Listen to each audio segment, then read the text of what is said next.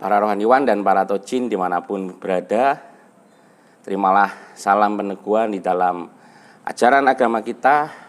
Hanya di dalam kebajikanlah Tuhan berkenan. Weite Tongdien. Pada kesempatan kali ini kita akan belajar menguraikan ajaran-ajaran suci dari Nabi Kongzhi tentang bagaimana kita membina diri lebih baik, yaitu dalam satu proses dari anak muda, dewasa, bahkan sampai menjelang tua, dan bahkan kita akan kembali nanti ke haribaan Huang Tian. Semenjak kita lahir, disadari atau tidak, pasti orang tua dimanapun juga menginginkan putra-putrinya, menginginkan anak-anaknya, bahkan yang kakeknya pasti menginginkan cucunya untuk menjadi yang terbaik.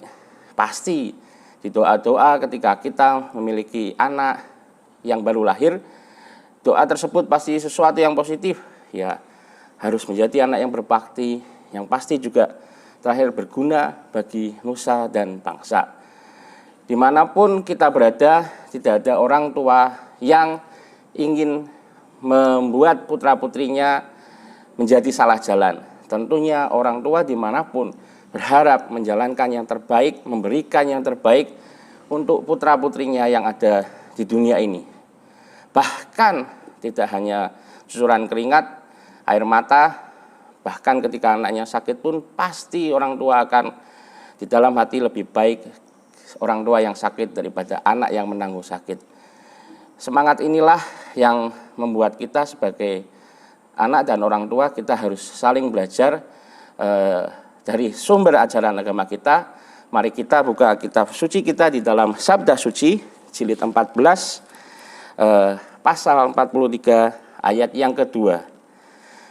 Nabi Kongzhi bersabda, ketika kamu masih muda, kamu tidak patuh.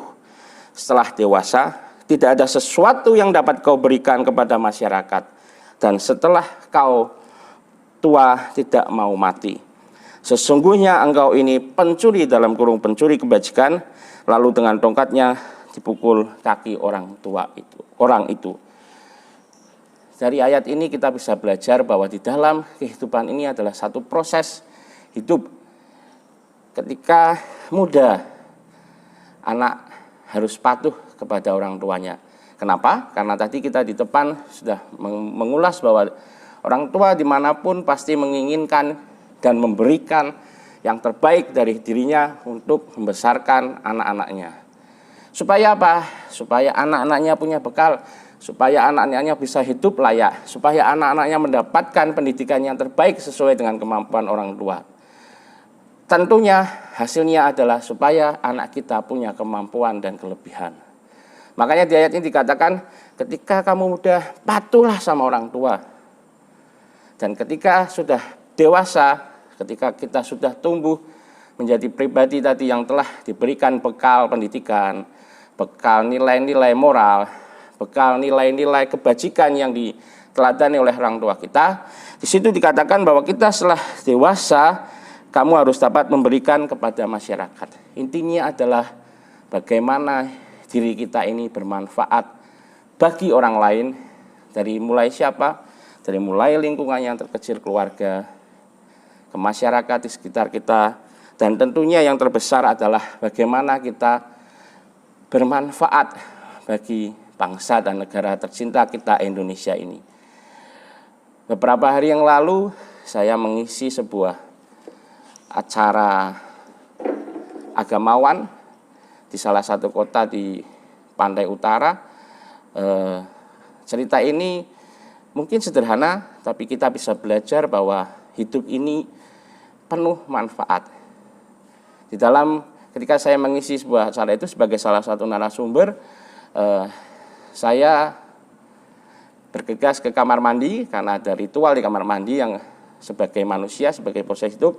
Tapi apa yang menarik para tojin di dalam kamar mandi itu, saya melihat sebuah gantungan baju. Bisa dibayangkan para tojin, bisa dilihat, dipikirkan, di dalam kamar mandi itu ada gantungan baju yang kecil. Yang menarik bagi saya adalah gantungan baju ini sudah tidak standar, dalam arti gantungan baju yang biasa itu terbuat dari stainless steel, tapi gantungan baju ini telah lepas dan tapi diperbaiki, dilem dan akhirnya ditempelkan lagi ke kaca pembatas di kamar mandi dan akhirnya bermanfaat.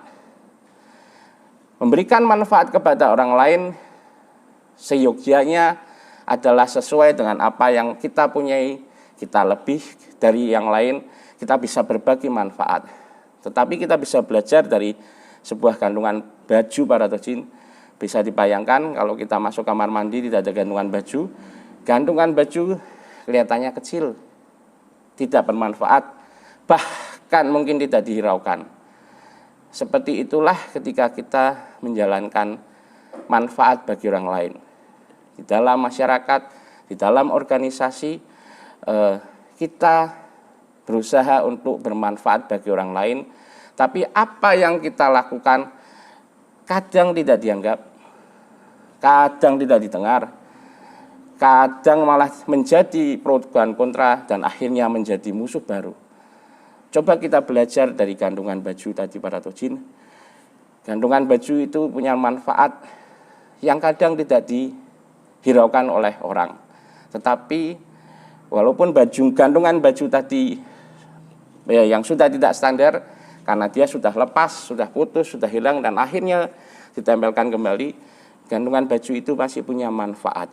Begitu pula di dalam kehidupan kita para tojin, ketika kita berbagi manfaat kepada orang lain, kadang niat baik kita dianggap sesuatu yang negatif. Kadang niat baik kita dipikirkan negatif, bahkan menjadi satu pertimbangan yang luar biasa hingga menyebabkan pro dan kontra.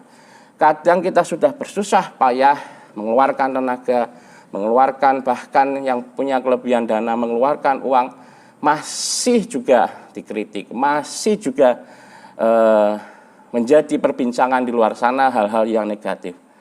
Tetapi sebagai umat Konghucu, kita harus menekankan diri bahwa di dalam diri ini harus punya manfaat. Bermanfaatlah bagi orang lain, seperti simbol tadi yang saya ceritakan, selayaknya hanya gantungan baju yang kecil para tojin, tetapi kita punya manfaat. Maka ketika kita dari kecil tadi diberikan pendidikan nilai-nilai moral, setelah kita berlebihan, saatnya kita bermanfaat bagi orang lain. Kembangkanlah manfaat kepada orang lain. Bagi yang punya dana, bagi yang berkelebihan materi, silahkan berbagi materi. Bagi yang berkelebihan tenaga, silahkan berbagi tenaga. Bagi yang punya ide, pemikiran, pengalaman, silahkan berbagi pengalaman, bermanfaat bagi orang lain. Dan mungkin bagi yang tidak bisa ngapa-ngapain, minimal kita bisa mendoakan orang lain supaya niat baik dari saudara-saudara kita yang lain juga menjadi berkat, menjadi berkah bagi orang lain, dan menjadi laku kebajikan yang kemudian menjadi satu kebajikan yang besar.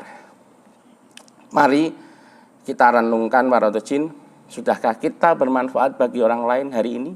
Coba kita bayangkan diri kita, coba kita resapi apa kelebihan kita, mari kita berbagi manfaat, dan apa kekurangan kita, mari kita belajar lagi supaya kita bisa memperbaiki diri lebih baik dan lebih baik lagi.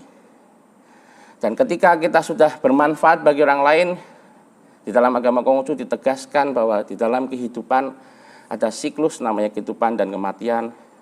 Setelah kita punya manfaat dan akhirnya kita berhenti pada Tianming, bahwa kita akan kembali ke hari Ba'an-Dien, minimal di dalam dunia ini kita sudah melalui proses sebagai seorang Chunse bagi kita. Bagaimana ketika muda kita patuh kepada orang tua, bagaimana ketika kita dewasa kita punya kelebihan bisa bermanfaat bagi orang lain, dan bagaimana setelah tua kita siap mati kembali ke hari Ba'an-Dien.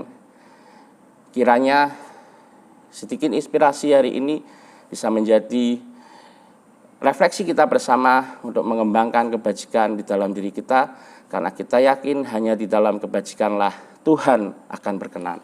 Wei Te Tong Tian San Cai.